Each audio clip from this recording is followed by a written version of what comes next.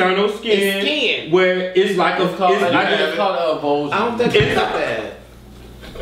It's like pussy. It's like you have those two flaps that hang out. No way. It's just on a guy. It's just a little bit. Do you have them? Yeah. Do you have the flaps on your booty? No, it's not flap. It's just a little external skin. Yeah, it's a little skin.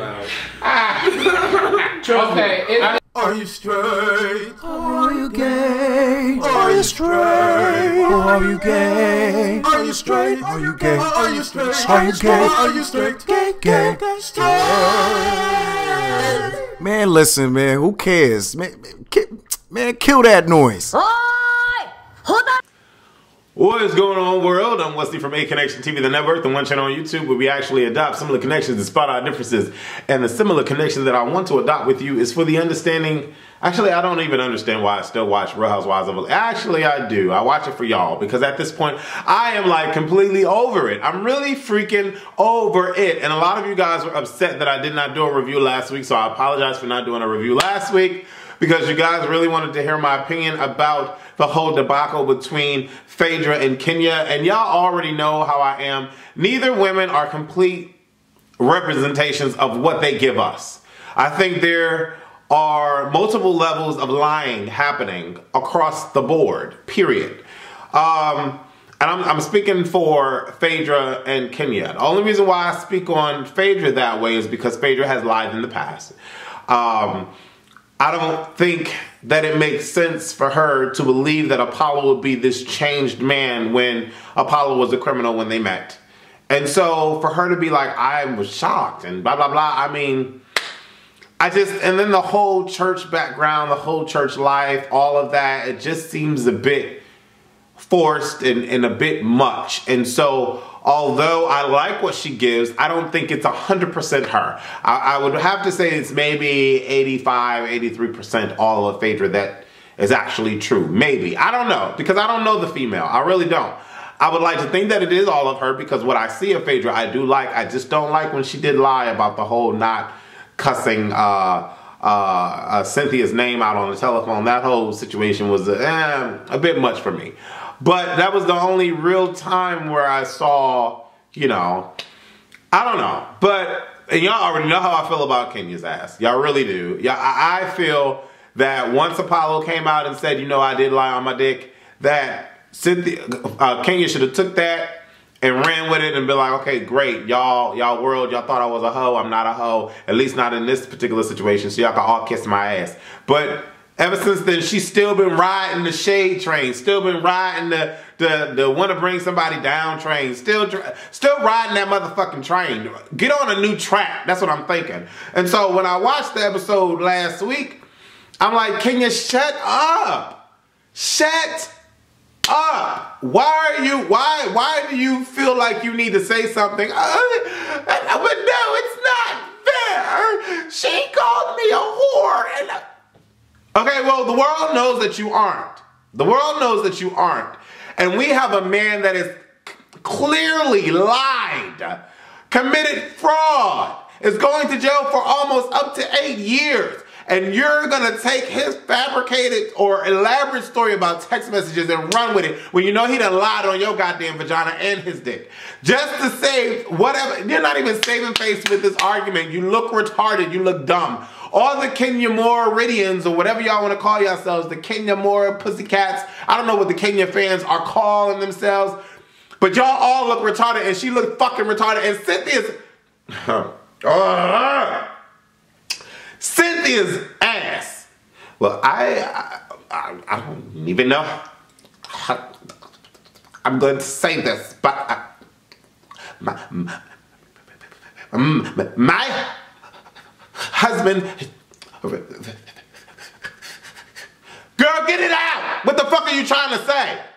Like, you already knew from the jump. Once you couldn't even form the fucking words to put in that sentence, your ass should have shut the fuck up. Because there was nothing for you to say. You looked retarded, Cynthia. This is the first time Cynthia has ever looked like one of these broads on this show.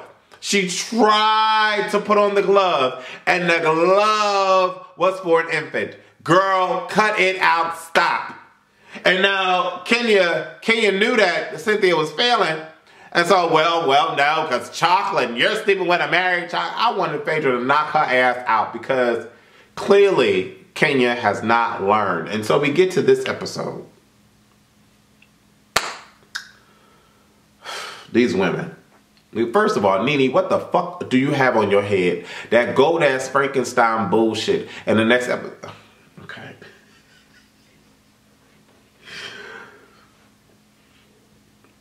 I'm completely overjoyed that Peter is being successful and making things work. I love the fact that Cynthia and Peter are happy. I love the fact that Greg and Nene are happy. I hate the fact that Todd and Kandi aren't. And they want to go to counseling, so they decide to go to counseling. They go to the same counselor that counseled Porsha and her queen. And so, you know, she's asking them relevant questions. But the question is approached to Todd, are you cheating? I mean, I don't know what's going on with the sex. Are you cheating? He doesn't answer the question. It's a problem. Because there's no way that he should not have, there's no reason for him to not answer the question if he does not want to lie or omit information. So there's a problem. And this whole counseling thing just let me know that there was a ton of problems. The prenup thing. That's a problem for me in dealing with marriages. It really is. A prenup is just like a condom in a relationship. For me. You're dealing with someone's life, period. Okay? Kandi and Todd, if y'all aren't using condoms in your marriage, there should have never been a fucking prenup. That's just how I feel about it. Because at the end of the day, you're taking a risk with your life. You don't know, Kandi can go out there screwing around with somebody. Todd can go out there screwing around with somebody. They bring something back and you got something that you can't get rid of. You don't know. You don't know. But you don't want to use condoms. You're trying to get pregnant and all that extra shit. This is just like a prenup. If you are so invested in this dude, hey baby. My cat had to jump on me. Every time I get in this chair, she got to jump on me. If you are so invested in this relationship to where you can give your life to someone because you want to have unprotected sex with them and you want him to skeet up in you and all this extracurricular shit, then you don't need a fucking prenup because that's love. Point blank and to the period. That's how I feel about it. Dealing with your life, dealing with money. Dealing with your life, dealing with money. The way Kandi went about that whole prenup situation, that shit was terrible. Like, who would want to go through all of that? Who would want to go through all of that if you really think that or feel that you are in love and you're feeling for your wife? Who would want to go through all that? I wouldn't. So I was feeling Todd's pain and all of that. Yeah, Kandi needs to be smart, but bitch, wear a condom. That's how I feel. If you aren't using protection in your relationship, then you think that your relationship is 100% foolproof. Don't worry about a fucking prenup. That's how I look at it. And y'all can tell, oh, one ain't got nothing to do without the other. Fuck out of there, because if the girl come out with HIV, she gonna be mad. If the girl come out with gonorrhea, chlamydia, she gonna be mad. If she come out with syphilis, hepatitis, she gonna be mad. Herpes, she gonna be mad. There's all this shit out here you can catch by having unprotected sex with somebody. You gonna be mad. Money, life. Money, life. Money, something you can't get rid of. You know what I'm saying? So come on. When Todd mentioned that and the facial expression, I was like, damn. He's still talking about that shit. Was that 3 seasons ago? I mean, I know it wasn't, but damn, when he mentioned that, I'm like, okay. And then let's not act like he ain't got Miss Joyce as a mother-in-law. Fuck out of here. All you need to say is Miss Joyce. That's all you need to say is Miss Joyce. That's it. And then dealing with all of the publicity from this whole marriage and everything going on. You're all right, boo-boo. The publicity and the marriage and everything on national screen, him having to deal with that. Who wants to fucking deal with that? Who wants to be in Atlanta dealing with that shit? You just don't. You just don't. And you love the girl, but damn, you got to deal with all it. But you love the girl, but damn, you got to. I'm Team Todd. I really am. I'm Team Todd this whole situation, and I respect Kandi, but I'm Team Todd this whole situation. So I'm feeling for them, but he ain't answer the cheating thing. So I'm just like, damn, something going on. And she trying to be all, well, you know, what happens in the dark comes in the light. Yeah, but you don't want that shit to be up in your vagina, though. I'm just saying. Y'all want to, but you got that prenup, though.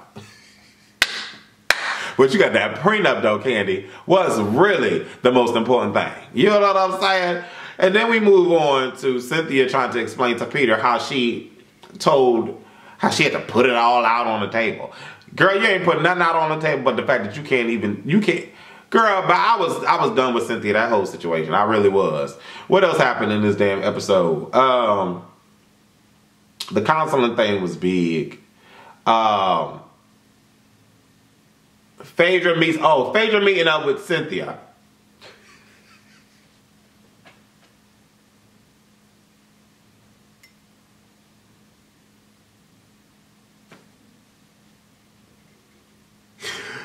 Oh, Cynthia, Lord Jesus.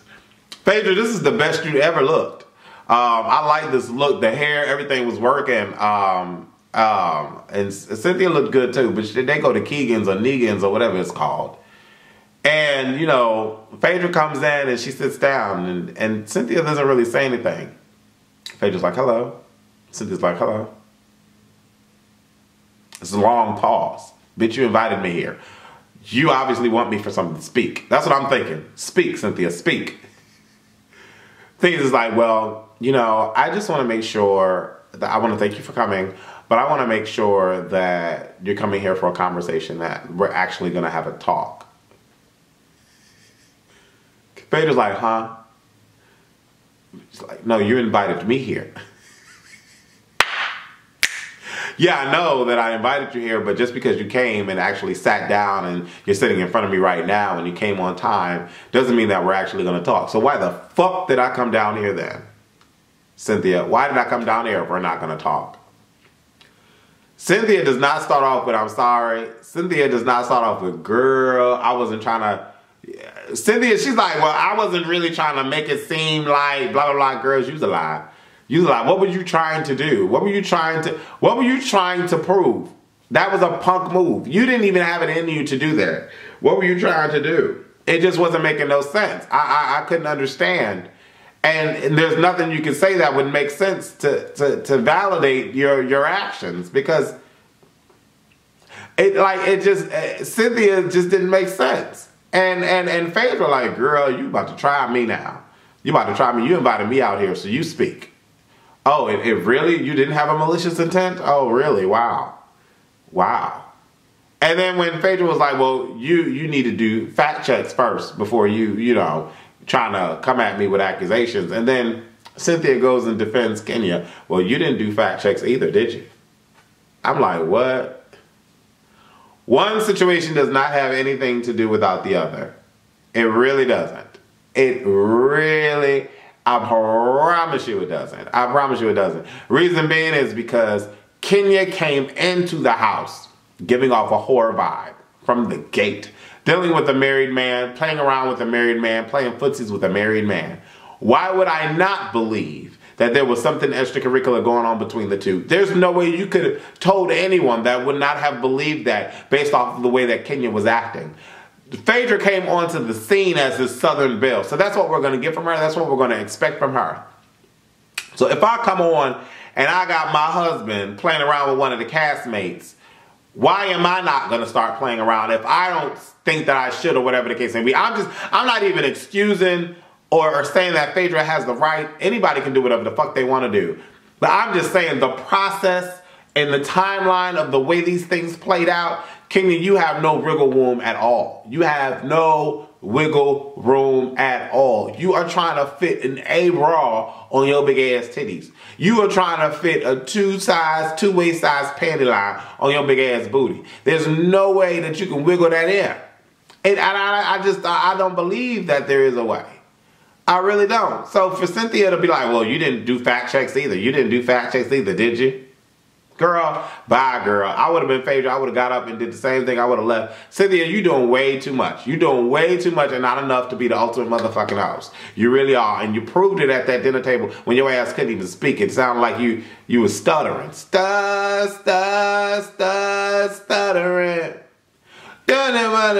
My way. I don't even know the words. But that Cynthia ain't know the fucking words. What else happened in this particular episode? There was a lot of buffoonery going on. Nene meeting up with this counselor to suggest that he counsels her. Right off the rip, I knew it wasn't going to work. Nene cannot handle someone being right. Nene cannot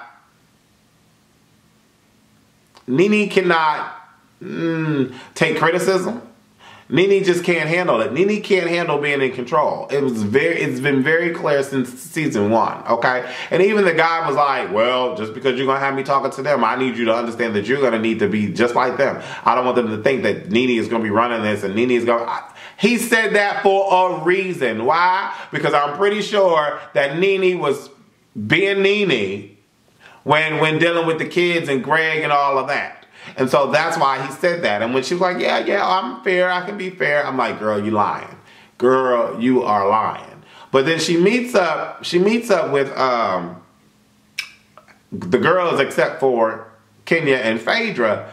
And she already having arguments with Cynthia. They already going back and forth. But Cynthia just trying to be head bitch in charge now. She didn't even let Nene speak. She really didn't. And I'm like, Cynthia, if you would have just shut the fuck up and let Nene speak, it wouldn't have been a big issue. Like, but then Nene had to go in defense mode. And I'm just like, girl, you sitting here trying to sell some, how can I put this? You sitting here trying to sell some celery sticks to a fat person. It's just not going to work. You know what I'm saying?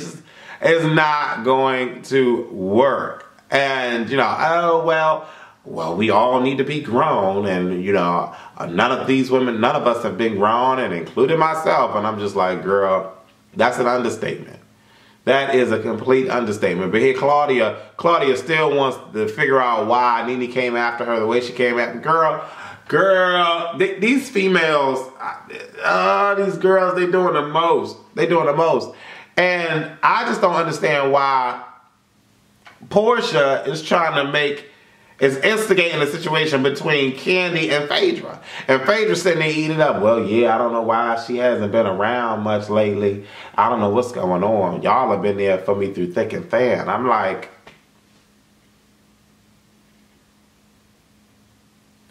and then Miss Joyce come on the scene.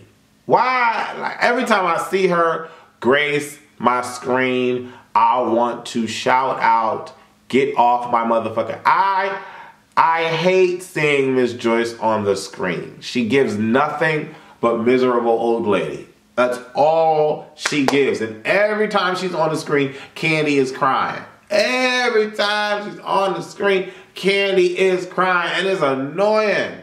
It's so fucking annoying. Why you change it? Well, you don't come around the family anymore. Yeah. What the? Oh, I don't want this old house no more. I want this new house no more. I want the old house.